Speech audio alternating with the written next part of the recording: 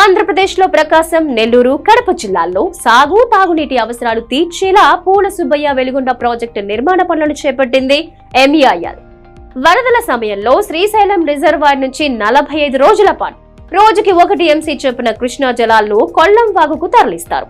అక్కడి నుంచి నల్లమల్ల సాగర్ జలాశయానికి తరలించేందుకు గాను నల్లమల్ల అభయారణ్యంలో 1,18 కిలోమీటర్లకు పైగా పొడవున 2 భారీ సొరంగాల నిర్మాణ పనులను చేపట్టారు. అయితే 2020లో ఈ టన్నెల్స్ తవ్వకం పనులను చేపట్టిన MEIL మొదటి టన్నెల్లో 3 కిలోమీటర్లకు పైగా పొడవున తవ్వకం పనులను కేవలం 13 నెలల కాలంలోనే అనగా 2021 జనవరిలో పూర్తి చేసింది.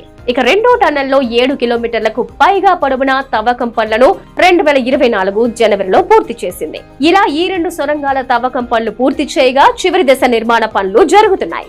నల్లమల్ల అభయారణ్యంలో నిర్మించిన ఈ సొరంగాల తవ్వకం పనుల కోసం వన్యప్రాణులకు ఇబ్బంది లేకుండా టనెల్ బోరింగ్ మెషిన్ ఉపయోగించారు. అంతేకాకుండా 39 కిలోమీటర్ల పొడవున ఆసియాలోనే పెద్దదైన కన్వేయర్ బెల్ట్ ను సైతం ఉపయోగించారు.